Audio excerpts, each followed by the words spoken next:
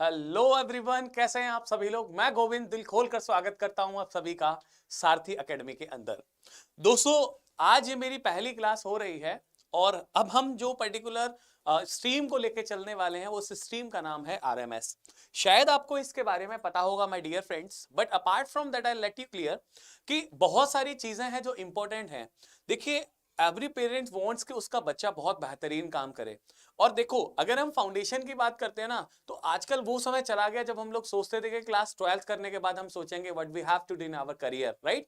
तो यहां पर अगर हम लोग बात करें, अब हम अभी से बच्चों को बहुत सारा मोटिवेशन सोर्स देने वाले हैं, because you know very well Sarathi is a renowned institute among the whole region. वहां पर हम लोगों ने more than 4500 plus selection government jobs के अंदर दिए हैं। We analyze a thing over here कि जब आप बड़े बच्चों के साथ काम करते हैं ना, सपोज करिए बच्चा 12th पास आउट है या फिर ग्रेजुएशन किया हुआ है, तो वहां पर ना बहुत बड़ी दिक्कतें होती हैं बच्चे को मोल्ड करने में। और वहीं पर बच्चे को अगर एक इंटीग्रेटेड ऐसा स्ट्रक्चर मिल जाए कि जहां पर बच्चा अपने एकेडमिक्स के साथ अपने फ्यूचर को सेट करने के लिए स्टार्ट कर दे बिगिनिंग, तो शायद that will be the greatest step while making the career, right. तो अगर हम यहां पर बात करें कि अब हम किन चीजों को लेकर आपके सामने आया हूं, तो यहां पर एक शब्द आपको दिख रहा होगा पीछे, आरएमएस। बहुत सारे लोगों को ये कंफ्यूजन होगा कि व्हाट इज आरएमएस, क्या होता है, ये क्या भला है सर, क्या लेकर आए हैं नया। सारथी वाले तो वैसे भी हर बार कुछ नया नया लेके आते रहते हैं। तो आरएमएस का मतलब क्या है माय डियर फ्रेंड्स? राष्ट्रीय मिलिट्री स्कूल। आपने शायद सुना होगा, पूरे ऑल इंडिया में केवल राष्ट्रीय मिलिट्री स्कूल कितने हैं, जल्दी बताओ? 5। और इसमें एंट्रेंस जो होता है वो एंट्रेंस होता है क्लास 6 और क्लास 9 के अंदर। Remind my friends, let it clear again, class 6 और 9 के अंदर यहां पर केवल एनरोलमेंट होते हैं। एक 10 टू 12 ईयर्स की एज होती है जो क्लास 6 के लिए एनरोलमेंट करते हैं, और एक बच्चे जिनकी एज 13 टू 15 ईयर्स होती है वो क्लास 9 के लिए एनरोलमेंट करते हैं। अच्छा, अब बेनिफिट्स की बात कर लेते हैं कि आरएमएस में जाने का बेनिफिट क्या है। तो आरएमएस में जाने के बेनिफिट्स की अगर मैं आपसे बात करता हूं, तो सबसे बड़ा बेनिफिट है यहां से ना एक स्ट्रेंथन पावर मिलती है बच्चे को, बेहतरीन पावर जिसको कह सकते हैं। और ये बेहतरीन पावर किसकी होती है? For building the career. Discipline is the first step for making the career in any field. और यहां से मिलिट्री स्कूल्स के अंदर जाके आपको एक ऐसी दिनचर्या मिलेगी जहां पर आपको स्पोर्ट्स भी मिलेगा, जहां पर आपको एक रूटीन डाइट भी मिलेगी, जहां पर आपको पर्टिकुलरली पूरा जिम मिलेगी, जहां पर आपको एक डिफेंस के बैकग्राउंड की एक समझ डेवलप होगी स्टार्टिंग से ही आपके लिए। क्लास 9 और 6 में जाके जब बच्चा इस डिसिप्लिन इन्वायरमेंट के अंदर अगर पढ़ता है, 5-7 साल अगर यहां से पढ़ता है, so my dear friends let me clear, यहां से चांसेस बनते हैं उन बच्चों को लेफ्टिनेंट या बहुत सारे ऑफिसर्स बनने के, जहां से शुरुआत होती है क्लास 12th के बाद बच्चे के कैरियर की रेस। My dear friends, I am talking about the NDA examination. National Defence Academy में अगर मैं बताता हूं, मान लीजिए एग्जाम क्वालिफाई तो आराम से हो जाएगा, आप बाहर पढ़ के भी प्रिपरेशन कर सकते हैं, बट आरएमएस में पढ़ेंगे तो उनका स्टैंडर्ड ही ऐसा होता है कि आप इंटरनली ही एग्जाम क्लियर कर देंगे 12th पढ़ते पढ़ते। अलोंग विद दिस, यहां से आपको प्यारे बच्चों, फिर अगर मान लीजिए जब एसएसबी की बारी आती है, एसएसबी का मतलब इंटरव्यू जो होता है एनडीए के एग्जाम में, तो एसएसबी में अगर मान लीजिए एक बच्चा ये है, एक बच्चा ये है, एक बच्चा ये है, 3 लोग अगर यहां पर हैं, तो तीनों लोगों में से एक बच्चा या 2 बच्चे अगर मान लीजिए आरएमएस के हैं, तो प्रायोरिटी जो बोर्ड की होगी वो प्रायोरिटी गिवन होगी प्यारे बच्चों ऐसे बच्चे के लिए जो राष्ट्रीय मिलिट्री स्कूल से पढ़ा हुआ है। इसके साथ साथ एक और बेहतरीन एग्जाम होता है, इसको हम कहते हैं RIMC, राष्ट्रीय इंडियन मिलिट्री कॉलेज।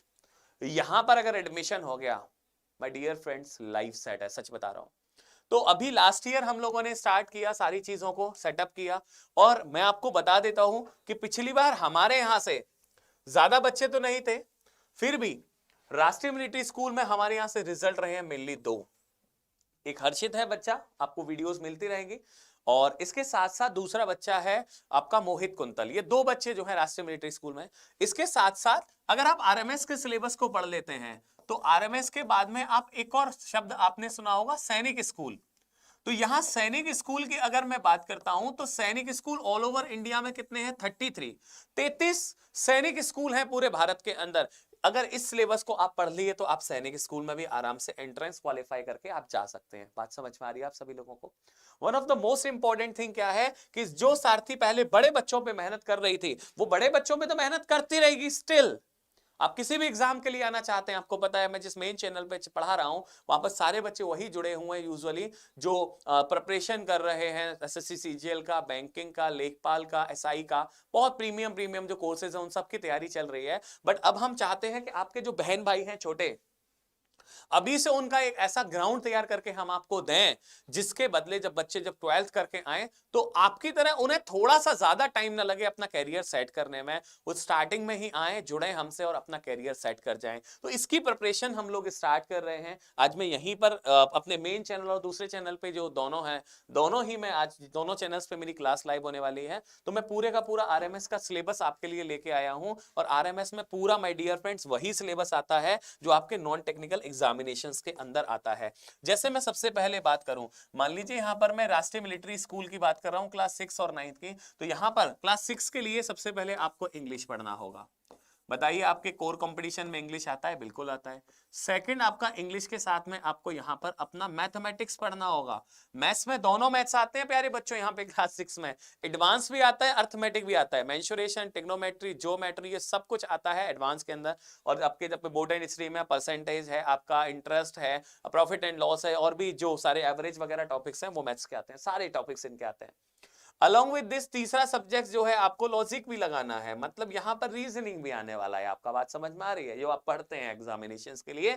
और इसके बाद चौथा आपका आता है भैया जीएस, और जीएस का मतलब वही जीएस है जो आप पढ़ते हैं लिटरली, क्योंकि जीएस में आप यहां पर पढ़ने वाले हैं हिस्ट्री, आप पढ़ने वाले हैं पॉलिटी, इसके बाद आप पढ़ने वाले हैं पॉलिटी, इसके बाद पढ़ने वाले हैं ज्योग्राफी, इसके बाद में आप पढ़ने वाले हैं यहां पर जीके, कंप्लीट स्टैटिक जीके, और इसके साथ साथ करंट अफेयर्स। बात समझ में आ रही है? और इसके साथ साथ हाल ही आपको प्रश्न देखने के लिए मिलेंगे computer. Along with this computer के बाद में भी आपको यहां पर डिफेंस रिलेटेड क्वेश्चंस के बारे में पूछा जाएगा। बात समझ में आ रही है? ये पूरा सिलेबस है आरएमएस का, और इस पूरे आरएमएस के सिलेबस को लेके मेरी टीम आपके समक्ष प्रस्तुत है, जिसमें जीएस में पर्टिकुलरली पूरे का पूरा ज्योग्राफी, स्टैटिक जीके, कंप्यूटर और भैया आपका डिफेंस रिलेटेड ये चीजों को मैं कवर करने वाला हूं। बोलो बात क्लियर है? और हिस्ट्री और पॉलिटी के लिए आपको प्लेटफॉर्म पर मिलेंगे मेरे प्यारे बहुत ही वेल एक्सपीरियंस बच्चों के साथ, जिनका बड़ा स्वीटनेस के साथ पढ़ाते हैं विनय सर। तो यही टीचर पूरा आपको जीएस पढ़ाएंगे। रीजनिंग जो है वो प्रवीण चाहर सर पढ़ाने वाले हैं। मैथमेटिक्स आपके पुष्पेन सर आपको पढ़ाने वाले हैं बच्चा पार्टी, और इंग्लिश आपको पढ़ाने वाले हैं अशोक शर्मा सर। बात समझ में आ रही है? ये पूरा सिलेबस अपना जो है आरएमएस का है। तो डियर फ्रेंड्स, आज मैं यहां पर ही मेन चैनल पे जो है क्लास ले रहा हूं। अभी डिस्क्रिप्शन में आपको हमारा जो है स्पेशली जो डिफेंस स्कूल्स के लिए जो हमारा बना हुआ चैनल है, जिसमें नवोदय भी इंक्लूड करेंगे हम लोग, है ना, इसके साथ साथ हम लोग आरएमएस, आरआईएमसी, सैनिक स्कूल, इन सबको लेकर चलेंगे प्यारे बच्चों। पूरा कंप्लीट सिलेबस आपको यूट्यूब चैनल पे फ्री ऑफ कॉस्ट मिलने वाला है। बोलो बात क्लियर है? चलिए, तो डिस्क्रिप्शन में आपको लिंक मिल जाएगा, उस लिंक को आप चेक करें, जाके सीधे चैनल को सब्सक्राइब कर लें। और जो बच्चे प्रिपरेशन करना चाहते हैं, हजार लाखों की भीड़ में से केवल हजारों में जो सिलेक्शन लेंगे क्लास 6 और 9 में, तो एक कंपटीशन की फीलिंग भी अंदर बनती है, एक स्पिरिट भी जगता है अंदर से कि किस तरीके से प्रिपरेशन करनी है और कैसे माइंड मेकअप करके इतने सारे बच्चों को डिफीट करके अपनी एक रैंक हासिल करनी है। तो आ जाइए, रैंकर्स की श्रृंखला में ही मैं बात करने वाला हूं हर्षित कुमार, जो कन्नौज का रहने वाला है। उसका फोटो मैं जल्दी ही आपको दिखाऊंगा। हर्षित कुमार जो कन्नौज का रहने वाला है, उसकी यूपी सैनिक स्कूल,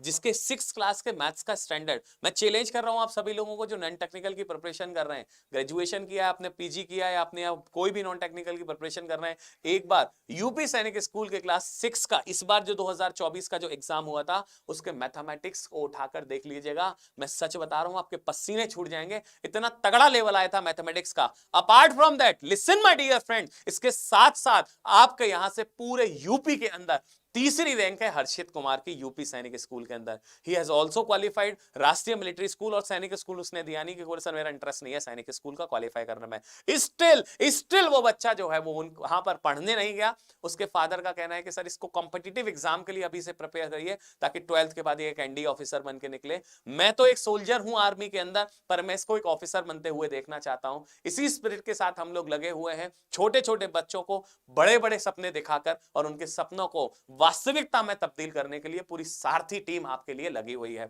चलिए, तो without wasting the time let's continue our session. यहां पर डिस्क्रिप्शन में हम लोग अपने मेन चैनल जो आरएमएस के लिए हम लोगों ने सैनिक स्कूल के लिए चैनल बनाया, उसका लिंक भी डाल रहे हैं। मैं बोलना चाहूंगा ऑपरेटर भैया से कि डिस्क्रिप्शन में इसका जो है लिंक अपडेट कर दीजिए। जो राष्ट्रीय मिलिट्री स्कूल का हमारा जो चैनल बना है उसकी लिंक कॉपी करके इसमें डाल दीजिए, ठीक है, ताकि जो लोग जो अपने छोटे बहन भाइयों को पढ़ाने में इंटरेस्टेड हैं और नहीं आ सकते हैं यहाँ तक एकेडमी तक, या पूरे भारत से जो भी लोग जुड़ेंगे आने वाले समय में, वो सब उसका लाभ उठा सकते हैं हमारे यूट्यूब चैनल के माध्यम से। तो थैंक यू सो मच प्यारे बच्चों, स्टार्ट करते हैं फटाफट से सेशन को। और आज का हमारा जो टॉपिक होने वाला है, क्योंकि मैं ज्योग्राफी से स्टार्टिंग करूंगा सेशन की, और हमारा जो सबसे पहला टॉपिक होने वाला है वो है प्यारे बच्चों बेसिक्स ऑफ इंडिया। क्या है जी? Basics of India. तो बेसिक्स की अगर हम बात करें बेसिक ऑफ इंडिया की, तो पहले हम इंडिया के बारे में थोड़ी थोड़ी चीजें जान लेते हैं। प्यारे बच्चों, आपको मैप पे दिख रहा होगा जबरदस्त सा एक पिक्चर, और इस पिक्चर को देख के हमारे अंदर से ना एक स्पिरिट निकलती है और हम लोग कहते हैं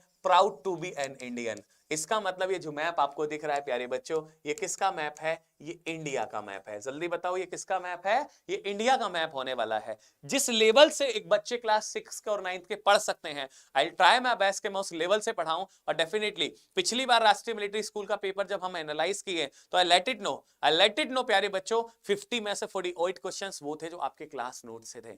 इनडायरेक्ट 2 क्वेश्चन बने थे, वो भी अगर बच्चा ठीक से सुना होगा तो उन क्वेश्चंस को भी रिजॉल्व कर सकता था, but directly 48 questions from the class notes आना अपने आप में बहुत बड़ी बात है। तो इस एक्सपीरियंस से शायद मुझे भी मेरा जो है कॉन्फिडेंस बूस्टअप होता है एग्जाम देखने के बाद में, कि भाई जो पढ़ाया मेहनत पूरी वसूल हो गई। इसी तरीके से प्रयास करेंगे पूरा सेशन पढ़ाने का, और मैं आपको गारंटी देता हूं कि अगर आप YouTube के माध्यम से भी जुड़े हुए हैं तो आपको निश्चित एग्जाम के अंदर सफलता दिलाने का लक्ष्य जो है वो सारथी एकेडमी का है। चलिए प्यारे बच्चों, तो स्टार्ट करते हैं फटाफट से। तो हम लोग इंडिया के मैप के बारे में डिस्कस करेंगे सबसे पहले, क्योंकि सबसे पहले मैं आपको बेसिक मैप ही पढ़ाने वाला हूं, मैप ऑफ इंडिया की बात करूंगा। तो प्यारे बच्चों, सबसे पहले अगर मैं आपसे बात करता हूं कि मैप ऑफ इंडिया में सबसे पहले स्टेट्स कितने हैं। देखिए, कोई भी कंट्री मिलकर अगर कोई भी कंट्री बनती है तो इसमें बहुत सारे आपको ये जो है छोटे छोटे इसमें टुकड़े दिख रहे होंगे, और यही टुकड़े जो है मिलकर बनाते हैं स्टेट्स। क्या बनाते हैं? स्टेट। और स्टेट के साथ जो है यहाँ पर कुछ और मैं यहाँ पर वाइड डिनोट कर देता हूँ, जिससे आपको समझ में आएगा कि केवल एक स्टेट नहीं है, क्योंकि स्टेट जो चलाती है वो अपनी अलग सरकार है, पर जो स्टेट के साथ साथ और जुड़े हुए हैं, स्टेट के साथ साथ और जुड़े हुए हैं, वो प्यारे बच्चों यहाँ पर सीधा सेंट्रल गवर्नमेंट उनको जो है रेगुलेट करती है। इनको हम जानते हैं यूटीज के नाम से। तो अगर मैं आपसे कहूं कि पूरे का पूरा भारतवर्ष, पूरे का पूरा इंडिया बना, तो बना कैसे? तो आप कहेंगे सर इंडिया जो है वो कह सकते हैं कि इंडिया के अंदर कितने स्टेट्स आते हैं? India has 28 states. How much state? How many state? 28 states along with this 8 union territories. तो इंडिया प्यारे बच्चों किससे मिलकर बना है? इंडिया 28 राज्यों से और 8 केंद्र शासित प्रदेशों से मिलकर बना है। बोलो बात क्लियर है? ये जितने भी आपको पूरा मैप दिख रहा है, इसमें 28 स्टेट्स आपको दिख रहे होंगे। बोलो बात क्लियर है? अब इन 28 स्टेट्स को मैं 1 बाय 1 रिकॉल करता हूं। सबसे पहले हम लोग स्टार्ट करेंगे पंजाब से। तो सबसे पहले हम देखेंगे पंजाब। पंजाब के बराबर में हरियाणा, हरियाणा के बराबर में हिमाचल प्रदेश, हिमाचल प्रदेश के नीचे है उत्तराखंड, और उत्तराखंड के नीचे है यूपी। यूपी से आगे चलने पर मिलेगा आपको बिहार, बिहार के बाद में आपको मिलने वाला है बिहार के जस्ट नीचे झारखंड, झारखंड और बिहार के आगे मिलेगा आपको वेस्ट बंगाल। वेस्ट बंगाल से आगे चलेंगे तो यहाँ रीजन आपको दिख रहा होगा, इसका नाम है सिक्किम, और सिक्किम से आगे चलने पर आपको यहाँ पर देखेंगे कि सिक्किम से दोबारा यहां पर वेस्ट बंगाल लौटते हुए फिर हम पहुंच जाएंगे असम, जो कि ईस्ट का सबसे बड़ा स्टेट होने वाला है। असम के बाद में हम यहां पर देखेंगे ऊपर है अरुणाचल प्रदेश, नागालैंड, मणिपुर, मिजोरम, त्रिपुरा और मेघालय। यहां तक कंप्लीट होते ही यहां से आप जो मैप देख रहे हैं, इस मैप को अगर मैं आपको कहूं तो इसी को कहा जाता है 7 सिस्टर ऑफ ईस्ट। क्या कहा जाता है दोस्तों, जरा बताओ? 7 sister of east. 7 sister of east का मतलब क्या है? पूर्व की 7 बहनें। और कभी कभी एग्जाम में प्रश्न बनता है कि सैनिक में तो ये प्रश्न पूछा भी गया है कि निम्न में से कौन से पूर्व की 7वीं बहन के रूप में स्थित नहीं है? Which of is not following as the 7 sister of east. तो यहां पर प्यारे बच्चों एक स्टेट का नाम दिया था, और इस स्टेट का नाम था सिक्किम। तो बाकी सारे स्टेट तो थे, इसके अंदर सिक्किम नहीं था, तो हमारा राइट आंसर क्या हो गया? सिक्किम। तो यहां से भी एक प्रश्न बनता है 7 सिस्टर से। तो सबसे पहले मैं आपको 7 सिस्टर्स के नाम यहां पे बता देता हूं। 7 सिस्टर्स हमारी कौन कौन सी हैं? मतलब पूर्व के जो ईस्ट के जो स्टेट हैं 7, उन्हीं के नाम यहां पर है 7 सिस्टर्स में। सबसे पहला है हमारा आसाम। कौन सा है दोस्तों? आसाम। आसाम के बाद में फिर ऊपर है हमारा अरुणाचल प्रदेश। कौन सा है? अरुणाचल प्रदेश। इसके अरुणाचल प्रदेश के जस्ट नीचे आता है नागालैंड। नागालैंड के नीचे आप देखेंगे यहां पर स्टेट आता है मणिपुर। मणिपुर के नीचे आता है मिजोरम। मिजोरम के बाद में स्टेट आएगा आपका त्रिपुरा, और त्रिपुरा के बाद स्टेट आता है आपका मेघालय। त्रिपुरा के बाद स्टेट कौन सा है? मेघालय। तो ये जो 7 स्टेट्स हैं, इन्हीं 7 स्टेट्स को प्यारे बच्चों किस नाम से जाना गया है? 7 सिस्टर्स के नाम से जाना गया है। आप इजीली याद कर सकते हैं, असम, नागालैंड, मणिपुर, मिजोरम, त्रिपुरा और मेघालय। बात क्लियर है? चलो, तो यहां पर ये 7 सिस्टर ऑफ ईस्ट के बाद में फिर हम आते हैं वेस्ट बंगाल से ओडिशा, ओडिशा के बराबर छत्तीसगढ़, इसके नीचे आंध्रा, आंध्रा के नीचे तमिल, तमिल के बराबर केरल, केरल के ऊपर कर्नाटक, उसके ऊपर गोवा, गोवा के ऊपर महाराष्ट्र, और महाराष्ट्र के ऊपर आएंगे तो यहाँ पर है गुजरात। हालांकि यहाँ पर आंध्रा का पार्ट नहीं दिया है, आंध्रा का पार्ट यहाँ पर टूटकर वर्तमान में बनाया गया है तेलंगाना के रूप में। तो आंध्र प्रदेश के ऊपर है तेलंगाना, कर्नाटक के बराबर में, उसके बराबर गोवा, महाराष्ट्र, इसके ऊपर छत्तीसगढ़ तो ऑलरेडी कवर किया, फिर एमपी, गुजरात, और यहाँ पर सबसे बड़ा स्टेट है भारत का जिसका नाम है राजस्थान। ये पूरा नक्शा हम लोगों ने प्यारे बच्चों देखा, यही जो है मिलकर बनाता है प्यारे बच्चों पूरे इंडिया को। तो इंडिया किससे मिलकर बनता है? आप कहेंगे सर इंडिया 28 स्टेट और 8 यूनियन टेरिटरी से होकर बनता है। यहां पर हम लोगों ने देखेंगे इधर की तरफ वाटर बॉडी है और इसका नाम है बे ऑफ बंगाल। क्या नाम है जी? बे ऑफ बंगाल। और इस बे ऑफ बंगाल में कुछ आइलैंड्स हैं, आइलैंड्स का मतलब द्वीप हैं, कुछ यहां पर आइलैंड्स हैं, कुछ यहां पर आइलैंड्स हैं, और इन आइलैंड्स को हम जानते हैं यहां पर ये है अरब सागर में। मतलब इसको मैं हिंदी में अंग्रेजी में लिखूं तो इसको कहते हैं अरेबियन सी। क्या कहते हैं बेटा? अरेबियन सी। तो यहां पर अरेबियन सी में कुछ आइलैंड हैं, यही कहलाते हैं लक्षद्वीप, और यहां पर कुछ आइलैंड हैं बे ऑफ बंगाल में, इनका नाम है अंडमान और निकोबार। क्योंकि ये भारत से काफी दूर है, यहां पर एक सेपरेट स्टेट नहीं बना सकते हम लोग, क्योंकि यहां पर आबादी भी कम है, तो इसलिए यहां पर इनको रखा गया किसके अंदर? यूटीज के अंदर। बोलो बात क्लियर है? चलो, तो यहां तक हम लोगों को समझ में आया कि इंडिया जो है वो 28 स्टेट और 8 यूनियन टेरिटरी से मिलकर बना है, जिसमें से 2 यूनियन टेरिटरी बेसिकली हमारी कहां पर है? वाटर बॉडीज के अंदर है, जलीय सीमा के अंदर है, जिसमें से एक है अंडमान निकोबार और दूसरी कौन सी है? अरेबियन सी। इसको नोट करें प्यारे बच्चों, फिर आगे चलते हैं। हालांकि इसकी पीडीएफ आपको मिल जाएगी, डिस्क्रिप्शन में हमारा लिंक पड़ा हुआ है टेलीग्राम चैनल का, वहां पर जाके आप इस पीडीएफ को डाउनलोड कर सकते हैं और मजे के साथ पढ़ सकते हैं। ठीक है, अगर कोई भी कंफ्यूजन होता है तो आप टेलीग्राम नंबर का, जो टेलीग्राम पे आप जाएंगे तो वहां पर आपको एक मेन नंबर अवेलेबल होगा, जहां पर आप व्हाट्सएप के थ्रू हमसे इंक्वायरी भी कर सकते हैं। ठीक है भैया, चलो तो आगे देखते हैं, इसको फटाफट से नोट करिए।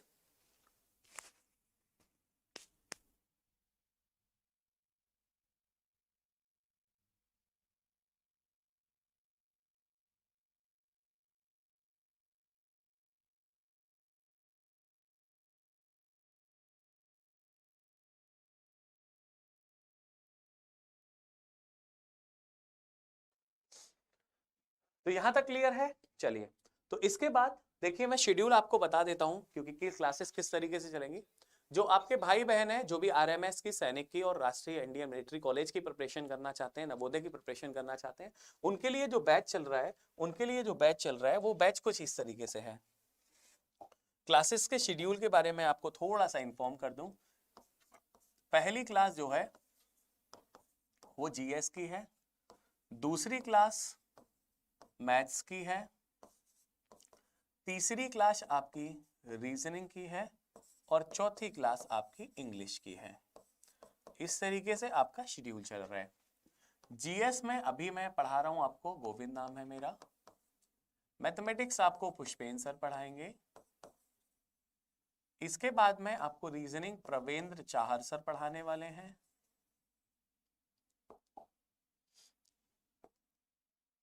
रीजनिंग आपको प्रवेंद्र चाहर सर पढ़ाने वाले हैं, और इंग्लिश आपको अशोक सर पढ़ाने वाले हैं। बोलो बात क्लियर है? चलो, तो जीएस की पहली क्लास जो रहने वाली है माय डियर फ्रेंड्स, ये क्लास जो रहेगी आपकी, ये रहेगी आपको 12 बजे से लेके 12:45 तक। तुरंत दूसरी क्लास का लिंक आपको मिल जाएगा, लाइव सेशन में आपके देख सकते हैं। तुरंत 12:45 से माय डियर फ्रेंड्स 1:30 तक जो क्लास होगी वो पुष्पेन सर की है। इसके बाद रीजनिंग की क्लास जो है वो 1:30 से लेके 2:15 तक है, और लास्ट में जो क्लास रहने वाली है 2:15 से लेके 3 o'clock तक जो है वो क्लास रहने वाली है।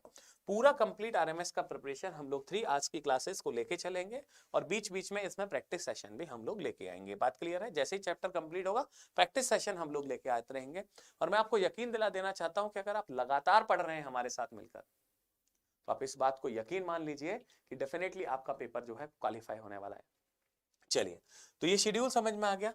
अब चलते हैं हम इससे आगे। यहां तक सब लोगों ने नोट कर लिया होगा। इसके आगे जब हम चलेंगे तो देखते हैं यहां पर इतना समझ में आ गया। अब इंडिया जो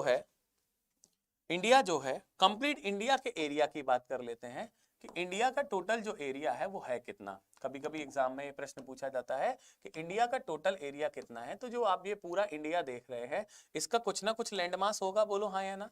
तो अगर हम इंडिया के लैंडमास की बात करें, किसकी बात करें भैया? अगर मैं इंडिया के लैंड मास की आपसे बात कर रहा हूं, या फिर मैं इससे एरिया की बात कर रहा हूं, तो इंडिया का टोटल एरिया कितना है? इंडिया का टोटल एरिया कितना है? वैसे तो 32,87,263 किलोमीटर स्क्वायर है, पर जब आप क्लास की 9th की एनसीईआरटी उठाते हैं तो यहां पर कुछ आता है, और कभी कभी एग्जाम में भी इस तरीके से पूछ लेता है। इसको हम लिख सकते हैं 3.28 मिलियन स्क्वायर किलोमीटर। बोलो बात क्लियर है? अब ये टोटल जो वर्ड है, मान लो ये पूरी की पूरी अर्थ है, और इस अर्थ पर 7 कॉन्टिनेंट्स बने हुए हैं। North America, south America, Africa, इधर की यूरोप, एशिया, ऑस्ट्रेलिया और एंटार्कटिका। इन सारे जो ये कॉन्टिनेंट है, ये जितनी भी जमीन है अर्थ के ऊपर, जब हम देखेंगे, मान लिया मैंने इसको 100%, तो अर्थ के ऊपर कितनी जमीन है? 100%। तो इस 100% का कितना परसेंट एरिया इंडिया का है? तो वर्ल्ड लैंड की अगर बात करते हैं, वर्ल्ड लैंड का अगर 100% है, तो 100% का इंडिया कितना है? तो वर्ल्ड लैंड का प्यारे बच्चों 2.42%। दोबारा समझ लीजिए, बहुत इंपॉर्टेंट होने वाला है। 2.42% प्यारे बच्चों जो एरिया है वो वर्ल्ड लैंड का एरिया है, विच इंडिया हैज, जो कि भारत के पास में है। तो वर्ल्ड लैंड का कितना परसेंट एरिया है इंडिया के पास में? 2.42%। अच्छा, अब पूरे वर्ल्ड में जितनी भी बिलियन जो है वो पॉपुलेशन रहती है, तो पॉपुलेशन कितनी रहती है? तो अगर हम बात करें वर्ल्ड पॉपुलेशन का 17.5%, दोबारा सुनो, 17.5% इंडिया के पास में है। और ये प्यारे बच्चों ध्यान रखना, हालांकि ये पुराना डेटा है, क्योंकि इसके बाद में हमारे पास डेटा अपडेट नहीं हुआ है, और ये हम लोग बात कर रहे हैं 2011 के सेंसस के अकॉर्डिंग। तो वर्ल्ड लैंड का 2.42% है। वर्ल्ड लैंड का कितना परसेंटाइल है जल्दी बताओ? वर्ल्ड लैंड का 2.42% है, और जिसका प्यारे बच्चों 17.5% पॉपुलेशन वर्ल्ड की जहां पर रहती है। इतनी बात क्लियर है? चलो यहां तक फटाफट से इसका स्क्रीनशॉट ले लो, पीडीएफ आपको मिली जानी है। आगे चलते हैं। तो एरिया कितना है? 3.28। कितना है एरिया जल्दी बताओ? एरिया है 3.28 मिलियन स्क्वायर किलोमीटर। जो एरिया है वो वर्ल्ड लैंड का कितना है? याद करो फटाफट से, 2.42%। और इसका जो पॉपुलेशन यहां पर रहती है वो पॉपुलेशन कितनी है? 17.5%। कितनी है जी? 17.5%। कोई इश्यू मेरे प्यारे बच्चों? नहीं। आगे चलते हैं। इसके बाद अगर मैं बात करता हूं कि इंडिया जो है वो कौन से कॉन्टिनेंट का हिस्सा है? इंडिया कौन से कॉन्टिनेंट का हिस्सा है? वर्ड में पढ़ा हुआ है क्या इसमें?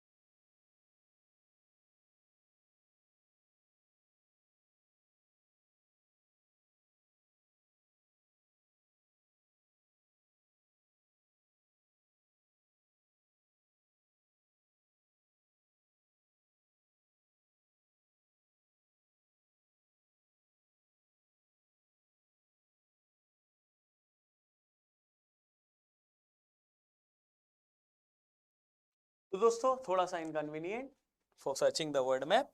तो यहां पर अगर हम लोग वर्ल्ड मैप की बात करते हैं तो वर्ल्ड मैप हमारे सामने ये है। बात क्लियर है? इस वर्ल्ड मैप की अगर मैं आपसे बात करूं तो यहां पर वर्ल्ड मैप में ये जो आपको कंट्री यहां पर दिख रही होंगी, बहुत सारे यहां पर कॉन्टिनेंट्स हैं। तो सबसे पहले मैं कॉन्टिनेंट्स की बात कर लेता हूं।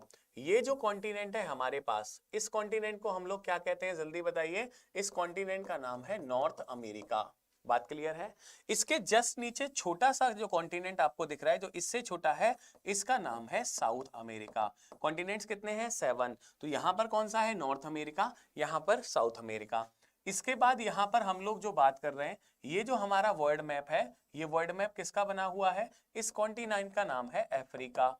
यहां पर जो आपका कॉन्टिनेंट है ये वाला, ये आपका जो कॉन्टिनेंट होने वाला है, ये कॉन्टिनेंट कौन सा होने वाला है जल्दी बताइए? इस कॉन्टिनेंट का नाम है यूरोप। और इसी के साथ में लैंड बाउंड्री शेयर करने वाला, लैंड बाउंड्री शेयर करने वाला ये कौन सा कॉन्टिनेंट है जल्दी बताइए? इस कॉन्टिनेंट का नाम है एशिया। तो सबसे बड़ा कॉन्टिनेंट आपको यहां पर कौन सा नजर आ रहा है? जरा कमेंट बॉक्स में कमेंट करिए। तो यहां पर सबसे बड़ा जो कॉन्टिनेंट है वो है एशिया। और एशिया में भी आपको एक कंट्री दिख रहा होगा यहां पे इस तरीके का। ये जो कंट्री आपको दिख रहा है, सही से बताइए इस कंट्री को आप पहचानते होंगे, क्योंकि इस कंट्री का जो नाम होने वाला है, इस कंट्री का जो नाम होने वाला है, इस कंट्री का क्या नाम होने वाला है? इस कंट्री का नाम होने वाला है एशिया। और एशिया में ये जो कंट्री कौन सी है? सॉरी जल्दी बताइए। इसमें जो कंट्री है, इस कंट्री का नाम है प्यारे बच्चों इंडिया। कौन सी कंट्री है? इंडिया। तो ये कौन सी कंट्री है जल्दी बताइए? इंडिया। अच्छा सही से ही बताना, अगर यहां पर ये पूरे का पूरा जो है एशिया है, सोचो यहां पर अगर ये पूरा एशिया है, मान लिया मैंने, तो यहां पर इस एशिया के 4 हिस्से होंगे, बोलो हाँ या ना? यहां पर इस एशिया को मैं कितने पार्ट्स में डिवाइड कर सकता हूं? 4।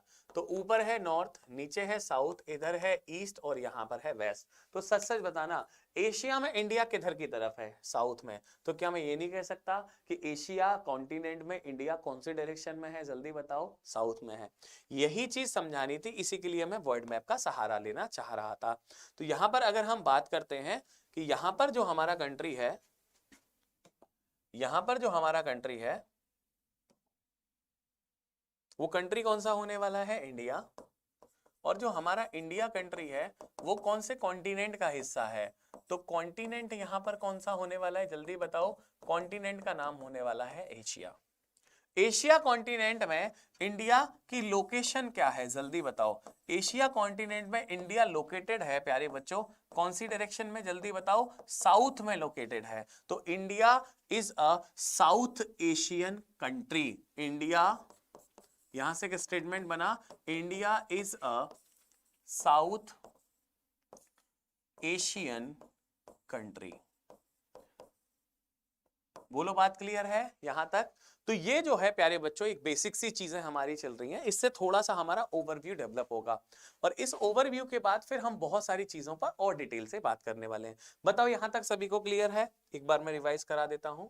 तो यहां पर हम लोग सबसे पहले बात करने वाले हैं बेसिक्स ऑफ इंडिया की। बेसिक्स ऑफ इंडिया में सबसे पहले हमने पढ़ा इंडिया का मैप। इसमें सबसे इंपॉर्टेंट जो होने वाला है वो 7 पार्ट्स इधर के होने वाले हैं। ये 7 सिस्टर्स प्यारे बच्चों कौन कौन सी हैं? आसाम, अरुणाचल प्रदेश,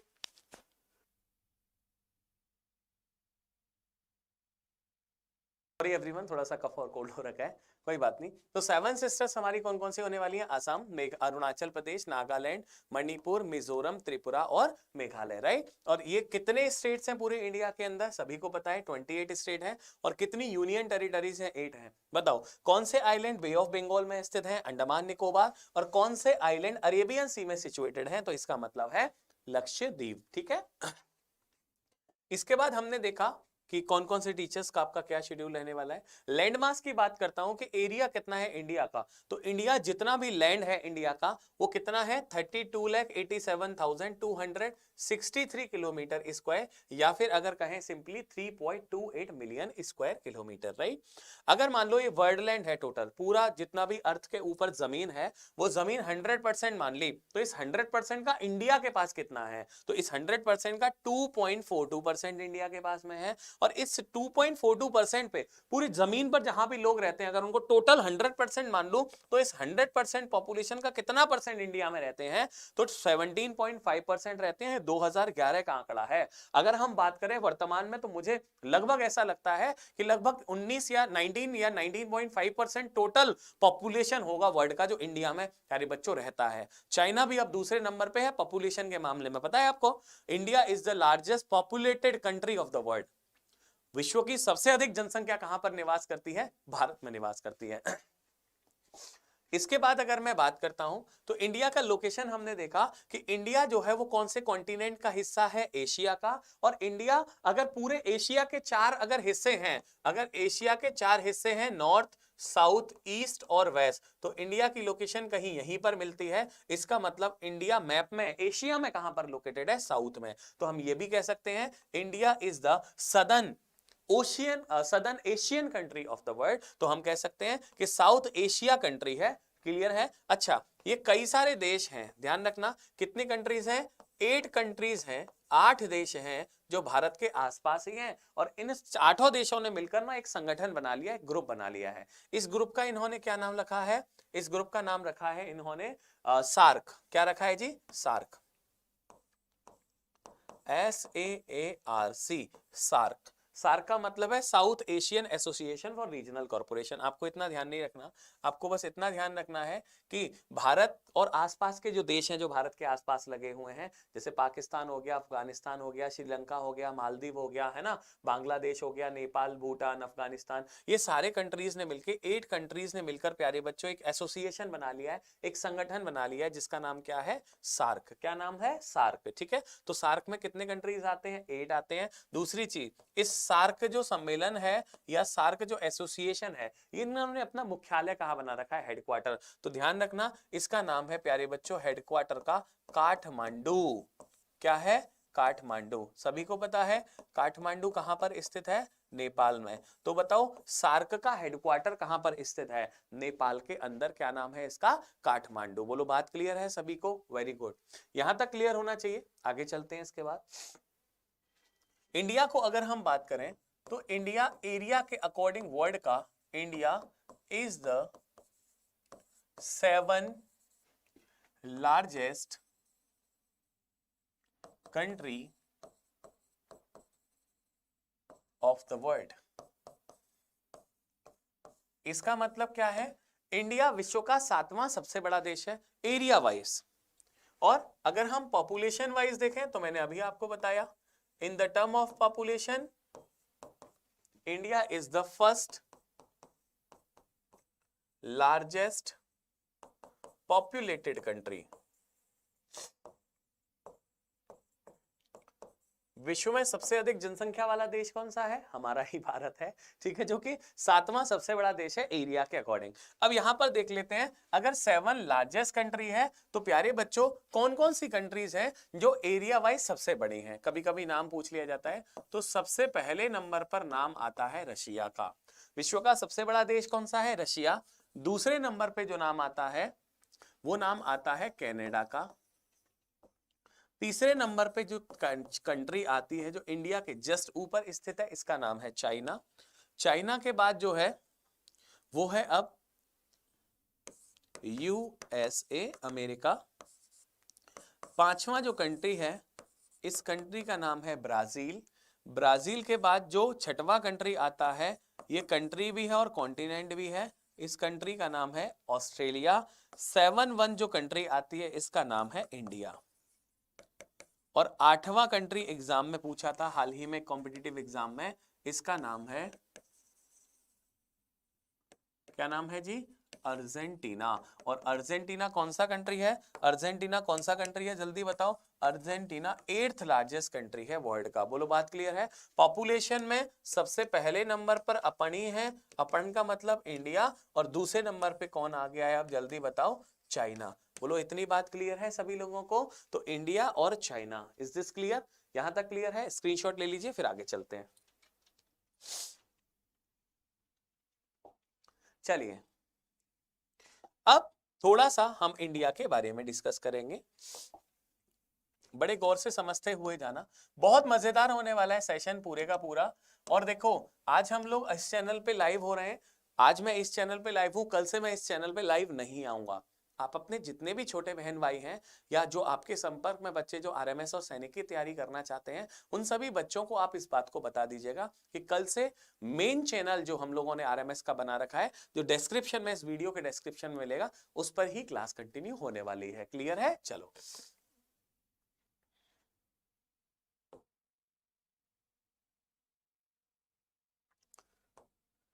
हाँ जी, तो यह है अपना इंडिया। इंडिया में अगर मैं आपसे बात करूं, एक बड़े गौर से बताइएगा, इंडिया में अगर मैं आपसे एक बात करता हूं कि यहां पर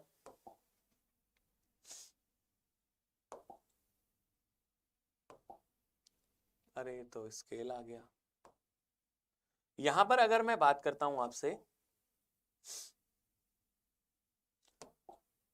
सर लाइन आती होगी ना इसमें बॉबी सर?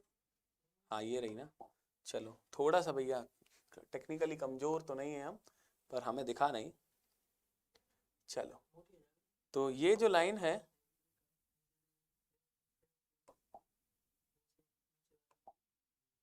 ठीक है,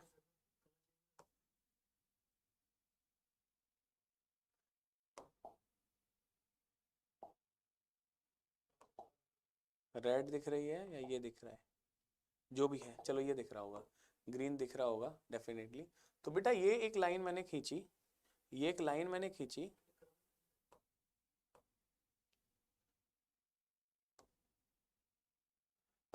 एंड्रॉयड, ये एंड्रॉयड में ना दिक्कत ही आती है चलाने में।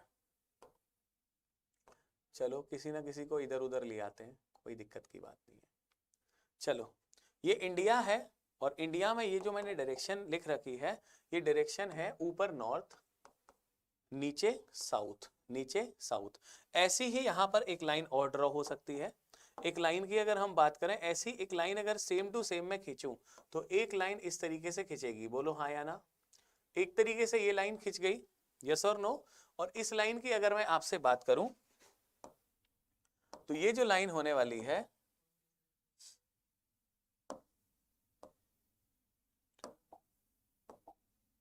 ये जो लाइन होने वाली है, ये सभी को दिख रही होगी, बिल्कुल ब्लैक कलर की लाइन है। तो यहां पर चार डायरेक्शन बने। कितने डायरेक्शन बने प्यारे प्यारे बच्चों? चार डायरेक्शन। ये बना आपका वेस्ट, और यहां पर बना आपका डायरेक्शन ईस्ट। तो बताओ कितने हो गए टोटल? चार। एक हो गया ऊपर नॉर्थ, नीचे हो गया साउथ, इधर हो गया ईस्ट, और इधर हो गया वेस्ट। अब ये 4 पॉइंट हुए या नहीं हुए इंडिया के? अब अगर इन 4 पॉइंट को एग्जाम में पूछा जाए कि कौन कौन से पॉइंट हैं, तो बड़े गौर से समझें। सबसे पहला जो पॉइंट है जो नॉर्थ में है, नॉर्थ लास्ट पॉइंट, अंतिम बिंदु की बात कर रहे हैं हिंदी में अगर बात करें, क्योंकि इसके बाद ऊपर हम लोग पाकिस्तान चले जाएंगे, यहां पर हम लोग म्यांमार चले जाएंगे, यहां पर फिर पाकिस्तान है वेस्ट में, और नीचे अरेबियन सी में, वहां पर इंडियन ओशियन में चले जाएंगे। बात क्लियर है? तो यहां पर नॉर्थ में जो पॉइंट है, इसका नाम है इंदिरा कॉल। क्या नाम है जी? इंदिरा कॉल। साउथ में जो पॉइंट है मेन इंडिया का, इसका नाम है कन्या कुमारी।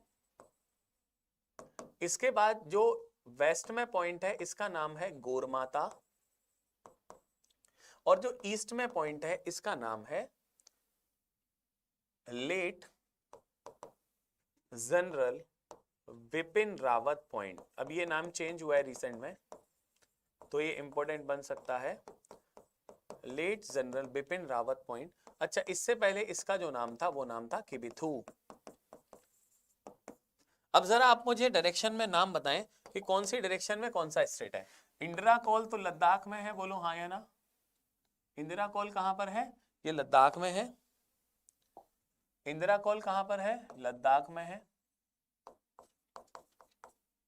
यहां पर जो कन्याकुमारी है वो कहां पर है? तमिलनाडु में।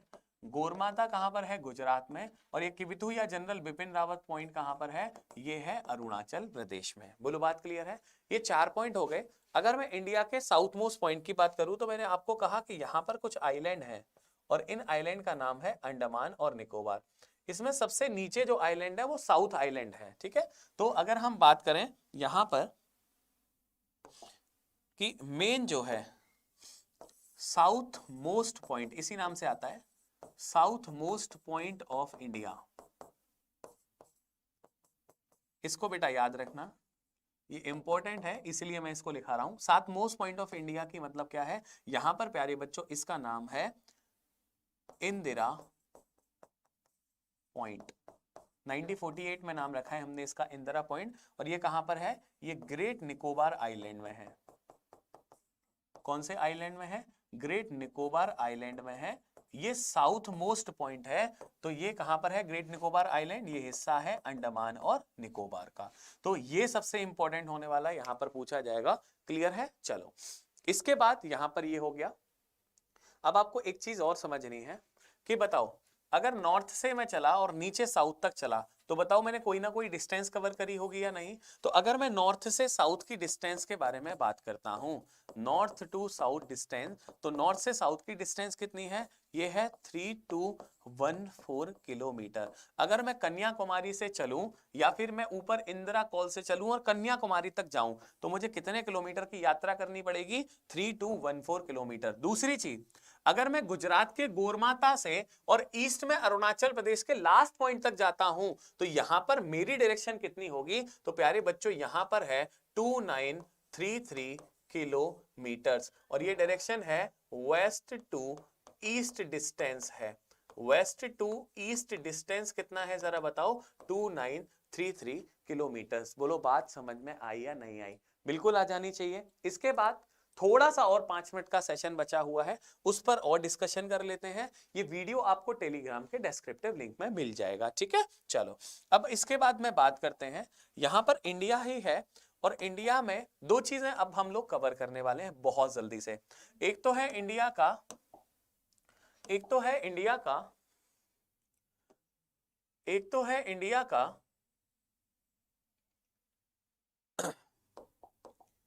यहां पर अगर मैं बात करता हूं, तो इंडिया का सबसे पहले अगर हम बात करते हैं, मान लो यहां पर वाटर बॉडीज है, बोलो हाँ या ना।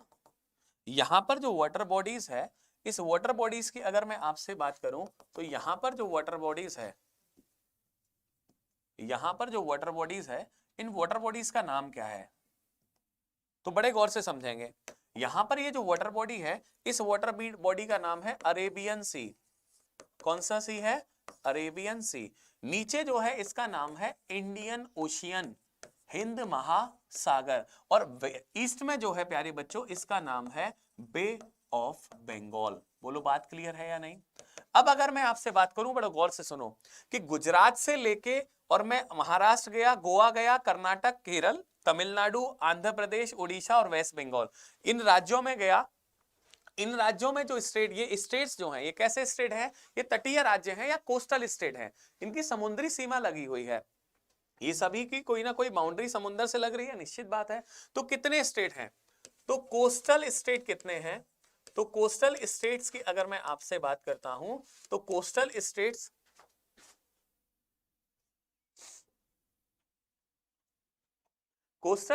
कितने हैं, तो देयर आर 9 कोस्टल स्टेट्स। कितने? 9 कोस्टल स्टेट्स। अब 9 कोस्टल स्टेट्स में से सबसे ज्यादा आपको कौन सा कोस्टल स्टेट सबसे बड़ा दिख रहा है, तो आंसर इज गुजरात।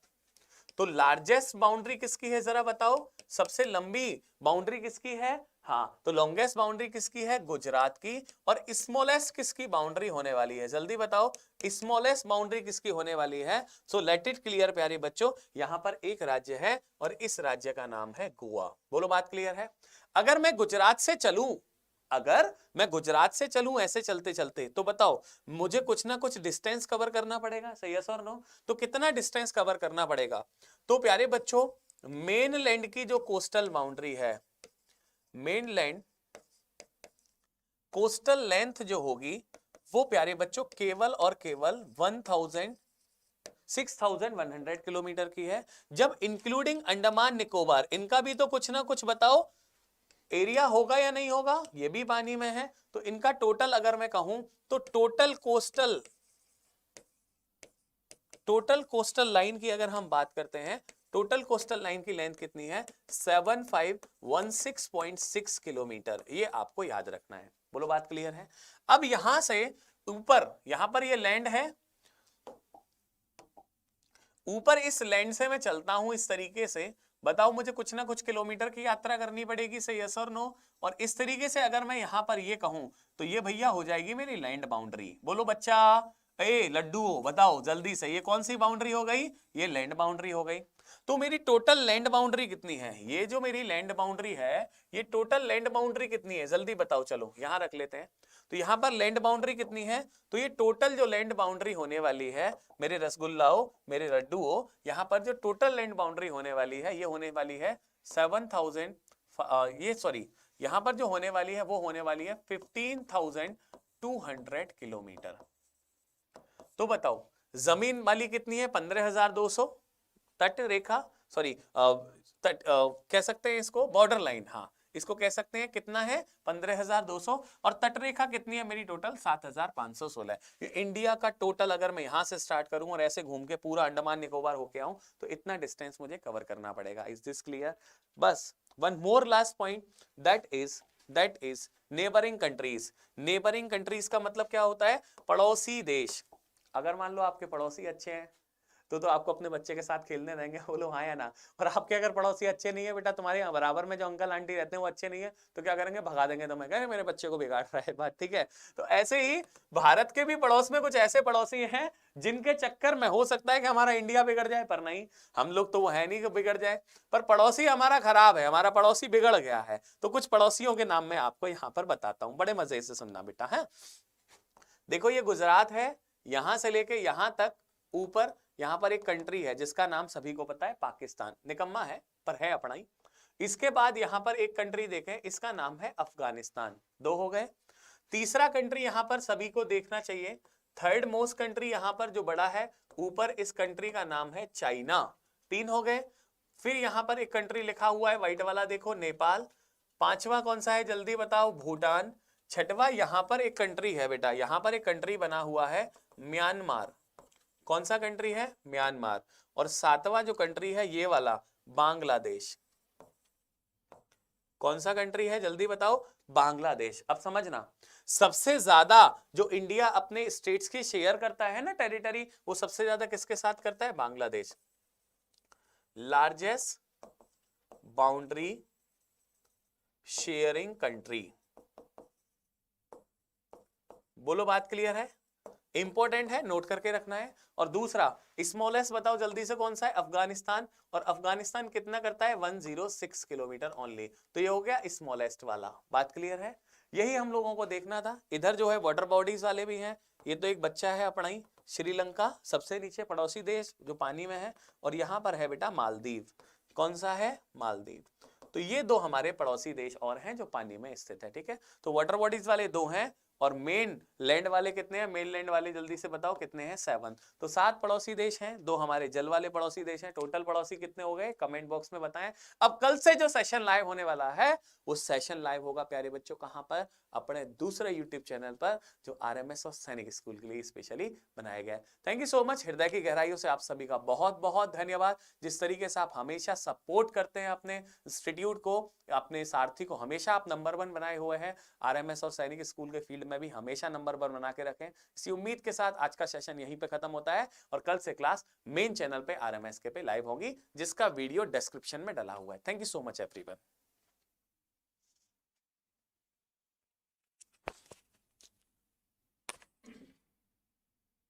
कर दिया बेटा वहां से।